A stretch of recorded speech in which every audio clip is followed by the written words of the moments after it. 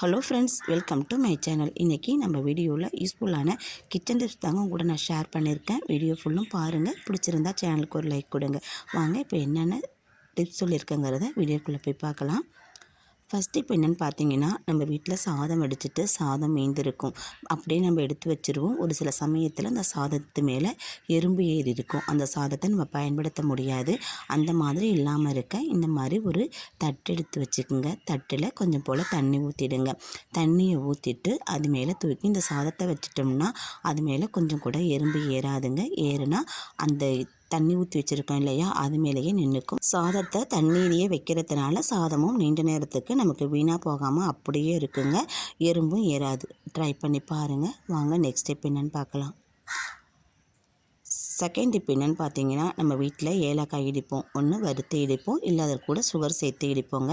அந்த மாதிரி இல்லாத இந்த டிப்பை நீங்கள் ஃபாலோ பண்ணி பாருங்கள். ரொம்ப ஈஸியாக நம்ம இடித்து எடுத்துகிட்டு வந்துடலாம். ஏலக்காய் வாங்கிட்டு வந்ததுமே 2 to 3 நிமிஷம் ஃப்ரிட்ஜில் வச்சுருங்க. நான் ஃப்ரிட்ஜில் வச்சு தான் எடுத்துகிட்டு வந்து உங்கள்கிட்ட நான் காமிக்கிறேன்.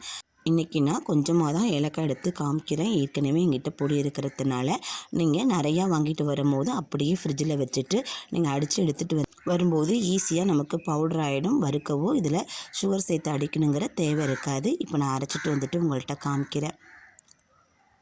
இங்கே பாருங்கள், நான் கொஞ்சமாக தான் போட்டேன். இந்த அளவுக்கு எனக்கு பவுடராக கிடச்சிருக்கு. இதை அப்படியே நம்ம வச்சுக்கலாம். இல்லைன்னா ஒரு சின்ன சல்லடை வச்சு நம்ம சலித்து எடுத்துக்கலாம். ஒரு தட்டு வச்சு அது மேலே சல்லடை வச்சு இப்போ நான் சலித்து எடுத்துக்கிறேன். டீ வடிகட்டுற ஃபில்டரில் தான் நான் சலித்து எடுக்கிறேன். சுத்தமாக சலித்து எடுத்துட்டு நம்ம அதை ஸ்டோர் பண்ணி வச்சுக்கலாம். நமக்கு எப்பப்போ தேவையோ இதை எடுத்து நம்ம பயன்படுத்திக்கலாம்.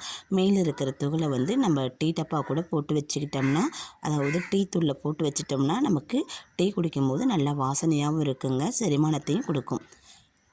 பவுடராக பிரித்து எடுத்துட்டேன். மேலே உள்ள துகளை நம்ம டீ பவுடரோட சேர்த்து வச்சுக்கலாம். இந்த டிப்பு உங்களுக்கு பயனுள்ளதாக இருக்குதுன்னு நினைக்கிறேன்.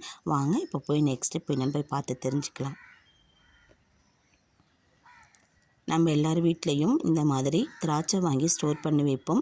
கொஞ்ச நாளைக்கு அது ஃப்ரெஷ்ஷாக இருக்கும். அப்புறமா பார்த்திங்கன்னா அதோட தன்மை மாறி ஒரு மாதிரி பிசுபிசுப்பு தன்மையோடு இருக்கும். அந்த மாதிரி இல்லாமல் இருக்கிறதுக்கு நம்ம வீட்டில் பயன்படுத்துகிற ஒயிட் சுகர் இருக்குது இல்லையா, அதை எடுத்து பவுடராக்கி அதை ஒரே ஒரு ஸ்பூன் மட்டும் சேர்த்து நம்ம கலக்கி எடுத்து வச்சிட்டோம்னா எப்போயுமே அந்த பிசுபிசுப்பு தன்மை இல்லாமல் நம்ம எப்போ வாங்கிட்டு வந்து ஸ்டோர் பண்ணமோ அதே மாதிரி ஃப்ரெஷ்ஷாக நமக்கு கிடைக்கும். நீண்ட நாளைக்கு வீணாக போகாமல் இருக்கும். இதை நம்ம வெளியில் வச்சு ஸ்டோர் பண்ணிக்கலாம். ஃப்ரிட்ஜ்லேயும் வச்சு நம்ம ஸ்டோர் பண்ணிக்கலாம். நீண்ட நாளைக்கு திராட்சை வீணாக போகாமல் அப்படியே இருக்கும். ட்ரை பண்ணி பாருங்கள். வாங்க இப்போ நெக்ஸ்ட் டிப் என்னன்னு பார்க்கலாம். நம்ம வீட்டில் இஞ்சி பூண்டு இடிக்கிறதுக்கு இடிக்கல் வச்சுருப்போம். நம்ம என்ன தான் இடிச்சிட்டு நம்ம அலசி எடுத்து வச்சாலுமே ஒரு சில சமயத்தில் அதிலிருந்து அந்த இஞ்சி பூண்டு வாடை இல்லை ஏலக்காய் தட்டின வாடை நமக்கு வந்துக்கிட்டே இருக்கும். அந்த வாடை மற்ற பொருள் மேலேயும் அப்படியே அது சார்ந்துக்கும். நமக்கு மற்ற பொருள் பயன்படுத்தும் போது இஞ்சி பூண்டு வாடை நமக்கு வீசிக்கிட்டே இருக்கும். அந்த மாதிரி இல்லாமல் இருக்கிறதுக்கு அடுப்பு பற்ற வச்சு மீடியம் ஃப்ளேமில் வச்சுட்டு அந்த இடிக்கல் இருக்கிற அந்த அடிப்பகுதியை நம்ம நெருப்பில் காட்டி எடுத்தோம்னாக்கா அந்த இஞ்சி பூண்டு வாடை நமக்கு கொஞ்சம் கூட இருக்கவே இருக்காது. அதில் கிருமிகள் எது இருந்தாலும் செத்து போயிடும். ரெண்டாவது இஞ்சி பூண்டு இடிச்சிட்டு துர்நாற்றம் வருது பார்த்திங்களா, அந்த மாதிரி வாடையுமே அதில் இருக்காதுங்க. ட்ரை பண்ணி பாருங்கள். நெக்ஸ்ட் இப்போ என்னென்னு பார்த்தீங்கன்னா, நம்ம வீட்டில் வாழைப்பழம் வாங்கிட்டு வந்து ஸ்டோர் பண்ணி வைப்போம். ஒரு சில நாளில் பார்த்திங்கன்னா வாழைப்பழம் சீக்கிரமாகவே வீணாக போயிடும். ஏன்னா இப்போ உள்ள வாழைப்பழம் எல்லாமே மருந்தடிச்சு வரதுனால 2 நாளைக்கு மேலேயே வாழைப்பழம் கண்டிப்பாக தங்குறதே கிடையாதுங்க. அதுக்கு கொஞ்சம் போல் நம்ம தேங்காய் எண்ணெய் எடுத்து அந்த வாழைப்பழத்தோட காம்பு பகுதியில் நம்ம தடவி வச்சிடலாம்.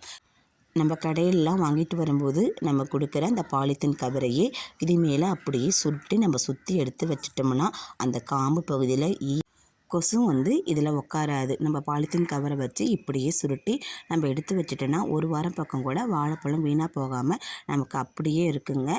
ட்ரை பண்ணி பாருங்கள். வாங்க இப்போ நெக்ஸ்ட் டிப் என்னென்னு போய் பார்க்கலாம். நெக்ஸ்ட் டிப் என்னென்னு பார்த்தீங்கன்னாக்கா, நம்ம வீட்டில் இஞ்சி பல்காக வாங்கிட்டு வந்து ஸ்டோர் பண்ணுவோம். நம்ம என்ன தான் ஃப்ரிட்ஜில் வச்சாலும் ஒரு சில நாளுக்கு அப்புறம் பார்த்திங்கன்னா அந்த இஞ்சி காஞ்சி போயிருக்கும். நம்ம பயன்படுத்த முடியாத அளவுக்கு கடினமாக இருக்கும். அந்த மாதிரி இல்லாமல் இருக்கிறதுக்கு இஞ்சி வாங்கிட்டு வந்ததுமே சுத்தம் பண்ணிவிட்டு நல்லா கழுவி எடுத்துக்குங்க. அதில் உள்ள மேலுள்ள தோலை நீக்கினாலும் சரி, அது இல்லைன்னா மேலே இருக்கிற மண்ணெல்லாம் சுத்தமாக போகிற மாதிரி நம்ம கழுவி எடுத்துட்டு நம்ம வடையெல்லாம் பொரிச்செடுப்போம் இல்லையா, அந்த அரிக்கரண்டி எடுத்துக்கலாங்க. எடுத்ததுக்கப்புறம் அதில் மீடியமான ஃப்ளேமில் வச்சு இந்த இஞ்சியை இந்த மாதிரி நம்ம வாட்டி எடுத்துக்கலாம். இஞ்சியை வாட்டுறதுனால அதில் உள்ள தன்மை எதுவுமே நமக்கு வீணாக போகாது, அப்படியே தாங்க இருக்கும். அடுப்பை லோ ஃப்ளேமில் வச்சு இஞ்சியை நம்ம வாட்டி எடுத்துக்கணும். இஞ்சி தோலில் இருக்கிற ஈரம் எல்லாமே இந்த மாதிரி வாட்டும் போது நமக்கு வற்றி போயிடுங்க. இதை நம்ம ஆற வச்சு வேறு ஒரு டப்பாவில் நம்ம ஸ்டோர் பண்ணி எடுத்து வச்சிட்டோம்னா 6 மாதம் ஆனாலும் இஞ்சி நமக்கு கண்டிப்பாக வீணாக போகாது. எப்போ வாங்கிட்டு வந்தோமோ அதே மாதிரி நம்ம ஸ்டோர் பண்ணி எடுத்து வச்சுக்கலாங்க. ஆனால் ஆற விட்ட பிறகு நம்ம எடுத்து வச்சுக்கணும். நம்ம எடுத்து வைக்கிற டப்பாவுலேயும் கொஞ்சம் கூட நமக்கு ஈரமே இருக்கக்கூடாதுங்க. இது போல் ஈரம் இல்லாத ஒரு டப்பாவில் வச்சு ஸ்டோர் பண்ணி எடுத்து வச்சுக்கோங்க. இஞ்சி நீண்ட நாளைக்கு நமக்கு அப்படியே இருக்கும். நான் சொன்ன டிப்ஸில் ஏதாச்சும் ஒரு டிப்ஸாச்சும் உங்களுக்கு பயனுள்ளதாக இருக்குன்னு நம்புகிறேன். எந்த டிப்ஸ் உங்களுக்கு பயனுள்ளதாக இருந்துச்சுன்னு கமெண்ட் பாக்ஸில் ஷேர் பண்ணுங்கள். வீடியோ பிடிச்சா லைக் பண்ணுங்கள். சேனலை சப்ஸ்கிரைப் பண்ணி சப்போர்ட் பண்ணுங்கள். நீங்கள் கொடுக்குற லைக்கும் சப்ஸ்கிரைபும் என்னுடைய வெற்றி பாதைக்கு வழிவகுக்கும். மற்றொரு நல்ல பதிவில் சந்திப்போம். தேங்க்ஸ் ஃபார் வாட்சிங்.